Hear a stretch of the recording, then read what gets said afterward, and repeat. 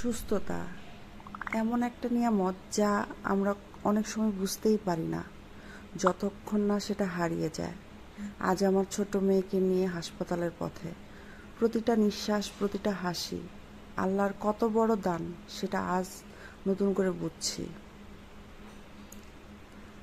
আজ কেমন জানি আমার মেয়েটা অনেক নীরব হয়ে গেছে। যে মুখে সারাক্ষণ হাসি লেগেই থাকতো, আজ সে অনেক ক্লান্ত। তবু মায়ের হৃদয়ের ভরসা আছে, আল্লাহ চাইলে সব ঠিক হয়ে যাবে।